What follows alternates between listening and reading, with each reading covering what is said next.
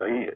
कल मैं इधर आया तो आज अखबार में मैंने देखा कि लंबी चौड़ी बयान दिया जफरुल्लाह साहब ने, उसमें जूनागढ़ को भी डाल दिया। जूनागढ़ को सलाह जफरुल्लाह साहब ने दिया था कि हाँ तुम पाकिस्तान में शरीक हो जाओ, वो ठीक है, तो उसका जूनागढ़ का नवाब को भोगना पड़ता है, कोई जफरुल्लाह साहब को भोगना नहीं पड़ता है। और ये तो खाली बातों है। जूनागढ़ का तो फैसला हो गया, अभी उसमें कोई चीज बनने वाली है नहीं। यूनो में जाओ, दुनिया पार जाओ, उसमें कोई चीज नहीं बन सकती, वो तो हो गई बात। अब जो जफरुल्लाह साहब कहते हैं कि जूनागढ़ तो यूनो में जाएगा, यूनो में क्या जाएगा? आज कश्मीर में यूनो में गए हैं हमारे तरफ से, क्यों गए? हमें तो इस तरह से कहा कि भाई ये पाकिस्तान खुली लड़ाई करे तब तो अच्छा है, लेकिन खुली लड़ाई नहीं करते हैं, अपने आदमियों के पास लड़ाते हैं, अपने वहां से सारा सामान देते हैं, अपने वहां से सब हथियार देते हैं, अपने वहां से जितना सामग्री चाहिए पूरी देते हैं, अपने वहां से रास्ता देते हैं। तो उससे तो खुला लड़ाई करे तो अच्छा है, न करे तो हम दोनों उसमें पड़े हैं तो ठीक है। यूनो के पास जाओ, जाके वहां से कुछ हो न हो, लेकिन वहां हम कहां तक बैठ रहेंगे? इस तरह से हम बैठ नहीं रह सकते। तो कश्मीर का मामला तो अलग है, जूनागढ़ का मामला अलग है।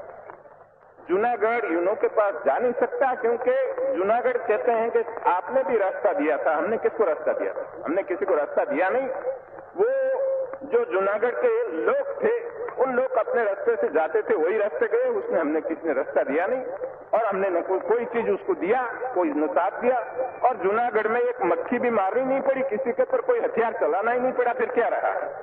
और खुद दीवान ने खुद आके कहा कि मेहरबानी करके हमारी हुकूमत ले लो, हम नहीं चला सकते, और नवाब वहां उठ के भाग के कराची जाकर बैठ गया। फिर जूनागढ़ की बात क्या करते? तो ये चीज तो हो गई।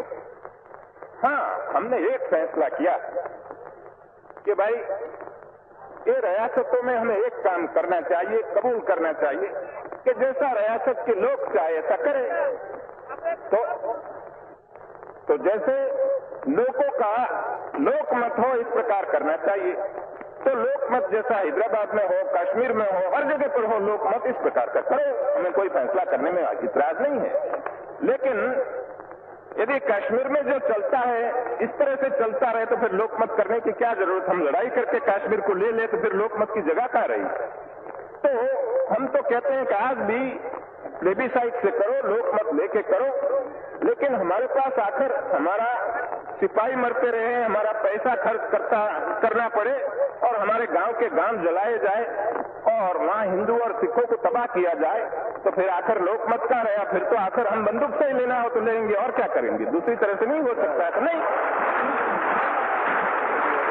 लेकिन हमने एक बात साफ की कि कश्मीर की एक तसु जमीन हम छोड़ने वाले नहीं है, कभी नहीं छोड़ेंगे। तो अब दूसरा आपको ये समझना है कि ऐसी जब नाजुक हालत में हम पड़े हैं, इस समय पर हमको क्यों तंग करते हो आप? ऐसी जब हिंदुस्तान की हालत है और दुनिया की हालत भी ऐसी है, देखो ये बत्ती पड़े, ऐसी जब हिंदुस्तान की नाजुक हालत है, तब हमें क्या करना चाहिए?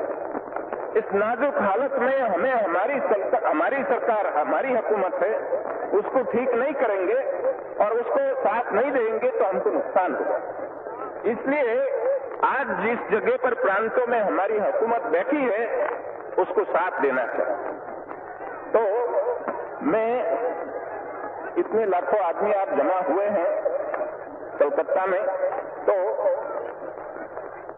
मैं आप लोगों को बड़ी अदब से कहना चाहता हूं कि सुनिए, आवाज न कीजिए, ठहरो भाई, क्या कहते हैं? रिले करते हैं। ठहरो, कोई गड़बड़ न करो।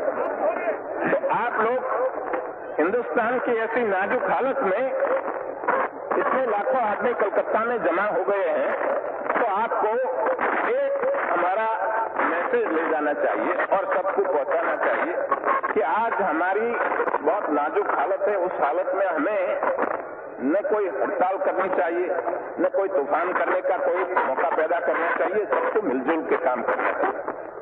अब कई लोग कहते हैं कि भाई इधर हमारे सेक्युलर स्टेट चाहिए, हिंदुओं का राज, कौमी राज नहीं होना चाहिए। कौन कहते हैं कौमी राज बनाओ? हिंदुस्तान में 3-4 करोड़ मुसलमान पड़े हैं, कौमी राज की बात नहीं है। लेकिन बात एक है कि हिंदुस्तान में जो मुसलमान पड़े हैं, वो मुसलमान ने, काफी लोगों ने, ज्यादातर लोगों ने पाकिस्तान बनाने में साथ दिया। ठीक दिया, अभी ठीक है। लेकिन अब एक रोज में, एक रात में क्या दिल बदल गया? वो मुझे समझ में नहीं आता कैसा बदल गया कि एकदम कहते हैं हमको मान दो। तो ये मेरी समझ में नहीं आता कि एक रोज में दिल सबका कैसा बदल गया। तो कहते हैं कि हम वफादार हैं, तो हमारी वफादारी में शंका क्यों की जाती है? आपको सस्पिशन क्यों आता है? तो हम कहते हैं भाई हमको क्यों पूछते हो? आपके दिल को पूछो, भीतर पूछो, हमको मत पूछो। वो हमको पूछने की बात नहीं है। लेकिन हमने एक बात कही कि आपने पाकिस्तान बनाया, आपको मुबारक, हमें उसमें कोई दखल देना नहीं चाहते। जब दांत गिर जाए, खट्टा हो जाए, तब गिर जाए, तब पीछे आओ, वहां तक हमें पीछे बुलाना है नहीं, हम बैठे ठीक है। कोई कहते हैं कि हम आखिर पाकिस्तान और हम एक हो जाए। मैं कहता हूं कि मेहरबानी करके ऐसी बात न करो, वहां बैठे रहने दो। उससे बहुत नुकसान है, वहां बैठे रहने दो, करने दो उनको, पाकिस्तान अच्छा बनाने दो। पाकिस्तान जब स्वर्ग बन जाएगा, हमको उसकी ठंडी हवा लगेगी, ठीक है, अच्छा। तो आप लोग क्यों ऐसा कहते हो? उनको शंका पैदा होती है, ऐसी बात हम क्यों करें? मजबूत बनाओ, तगड़ा बनाओ पाकिस्तान, हमारा पड़ोसी मजबूत होता है तो बहुत अच्छी बात है, तो हमको कोई नुकसान नहीं है, वो ठीक है। लेकिन बहुत दफे ऐसा कहा गया कि पाकिस्तान मिटाने के लिए, उसको बर्बाद करने के लिए हमारे दुश्मन लोगों ने कॉन्स्पिरेसी की।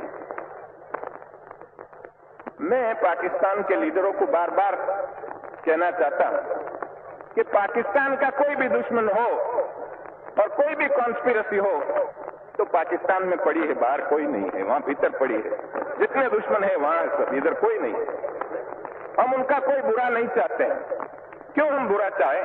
हमने राजी खुशी से तुमको दे दिया कि जाओ तुम पाकिस्तान बनाओ। लेकिन यदि हमारी आंख में धूल फेंकने के लिए कोई आवे तो हम कहते हैं कि इस तरह से हम नहीं चलने देंगे, ये काम नहीं चलेगा। हमारा हिंदुस्तान बाकी का है, उसको छोड़ दो, बाकी हिंदुस्तान को उनका काम करने दो, उसमें आप दखल न दो, तो हम आपके काम में दखल नहीं देंगे। तो आप देख लीजिए, हमने फैसला किया तो जितनी चीज थी उस चीज में उदारता से हमने उनको जितना इनका हिस्सा था उससे ज्यादा भी देने के लिए हमने कोशिश की। लेकिन जब हमने उनका रुपया देने का किया, उस समय पर हमने कहा कि आपको यदि 500 करोड़ रुपया चाहिए और इतना हिस्सा हमारा चाहिए तो हम देने के लिए, आपका हक हो न हो, ज्यादा हम देने के लिए भी तैयार है।